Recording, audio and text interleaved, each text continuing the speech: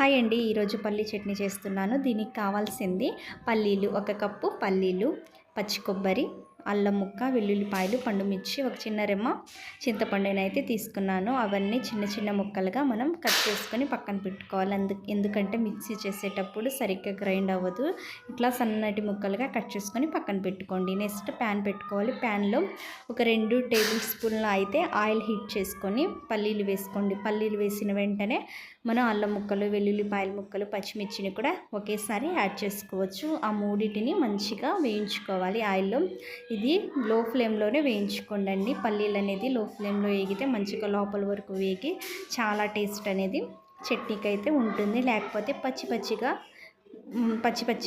Taste అనేది అంత బాగుండదన్నమాట. లో ఫ్లేమ్లో మంచిగా పల్లీలు అనేది వేగేంత వరకు బాగా వేయించుకోండి. నెక్స్ట్ అందులో మనం చింతపండునైతే శుభ్రంగా వాష్ చేసుకొని ఒక చిన్న రెమ్మ చింతపండు వేసుకోండి. కొంతమంది చింతపండుని ఇష్టపడరు, మీ ఇష్టం అండి.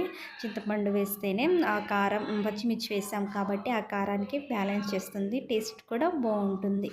నెక్స్ట్ అందులో మనం ఒక 1/2 టీ స్పూన్ జీలకర్ర అనేది యాడ్ చేసుకోవాలి. ఆయిల్లోనే ఒక 1/2 టీ స్పూన్ జీలకర్ర వేసిన తర్వాత మంచిగా ఆ జీలకర్ర అదంతా కలిసేటట్లు ఒక 2 నిమిషాలు అయితే జీలకర్ర వేసిన తర్వాత కలుపుకుంటూ వేయించుకోవాలి. 1/2 స్పూన్ అయితే సరిపోతుందండి.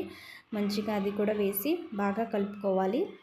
పచ్చి కొబ్బరి అనేది వేసిన వెంటనే మనం స్టవ్ అనేది ఆఫ్ చేసుకోవాలి. స్టవ్ ఆఫ్ చేసుకుందాం. పచ్చి కొబ్బరి వేయండి.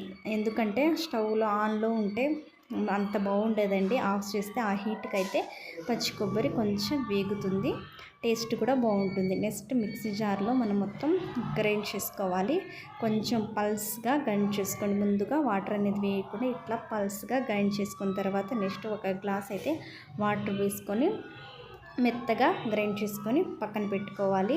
నెక్స్ట్ అందులో ప్యాన్లో ఆయిల్ వేసుకొని ఆయిల్ హీట్ అయిన తర్వాత ఆవాలు, జీలకర్ర, మినపప్పు, ఎండుమిర్చి, కరివేపాకు వేసి అదంతా మంచిగా వేయించుకోండి. కొంచెం బ్లాక్ అయితేనే చట్నీకి అయితే ఫ్లేవర్ అనేది బాగుంటుంది. వేగిన తర్వాత మనం చట్నీ గ్రైండ్ చేసుకున్న దాన్ని వేసి గట్టిగా కాకుండా కొంచెం లూజ్గా ఉండడం కోసం నేను ఒక చిన్న గ్లాస్ వాటర్ అనేది యాడ్ చేశానండి. బాగా మొత్తం పోపు చట్నీకి పట్టేటట్టు బాగా కలుపుకోండి. మన చట్నీ అయితే రెడీ అయిందండి. చాలా టేస్ట్ ఉంటుంది. ఉప్పు మీరు గ్రైండ్ చేసేటప్పుడు ఉప్పు వేసుకోండి. ఈ వీడియో మీకు నచ్చితే ఒక లైక్, షేర్, సబ్స్క్రైబ్. బాయ్.